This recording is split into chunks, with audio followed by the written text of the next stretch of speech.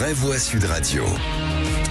Et c'est aujourd'hui la journée mondiale de la santé sexuelle en France. Le nombre de diagnostics des principales IST est en forte augmentation. Et oui, et plus précisément chez les jeunes, 40% des personnes ayant contracté une IST en France ont entre 15 et 24 ans. Le chiffre est affolant, surtout quand on le combine avec un deuxième. Plus de 79% de cette tranche d'âge-là n'a jamais utilisé de préservatif. Ah oui.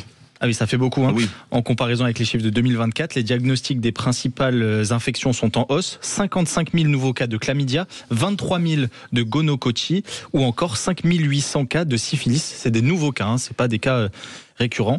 Si les chiffres sont aussi élevés, c'est en moyenne à cause de l'augmentation du prix des préservatifs. Une hausse de 15 à 20% par an. Et quelles sont les solutions donc, pour faire baisser ces chiffres ? Eh bien, on en a parlé il y a quelques jours. L'Éducation nationale a mis en place des cours d'éducation à la vie affective pour les plus jeunes et à la vie sexuelle, ce qui va permettre d'éduquer les jeunes sur justement l'utilisation de ces préservatifs. Et ensuite, sinon, pour pallier au prix de la hausse, pour pallier à la hausse du prix des préservatifs, depuis le 31 mars 2025, les jeunes de moins de 26 ans peuvent se procurer gratuitement en pharmacie une boîte de préservatifs sous présentation de la carte Vitale. Oui. Et pardon de vous poser cette question totalement indiscrète, mais vous êtes habitué aux préservatifs autour de cette table quand vous étiez jeune ou pas, avant de vous marier, ou est-ce que c'était insouciant total? Alors c'était pas la même génération, pas la même société. Oui, mais enfin c'était dans les années 80, c'était la génération SIDA. Donc, absolument.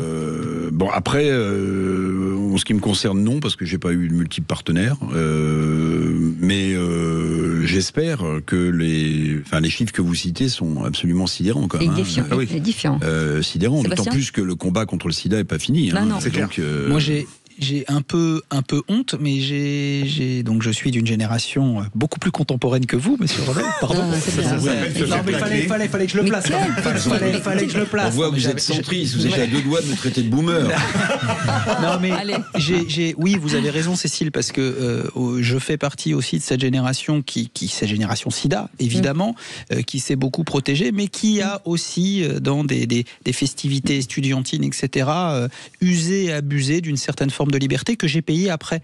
Voilà, c'est-à-dire que à un moment donné, ce que vous citez, jeune homme, on est vite rattrapé en fait, parce que on est vite rattrapé quand on se marie, quand on commence à faire des tests, etc. Puis quand on commence à se rencontrer, à se rendre compte que finalement, il faut toujours se protéger, toujours se protéger, ce que je n'avais pas toujours fait. Absolument. Merci beaucoup, Baptiste Ellemettet. Tout de suite.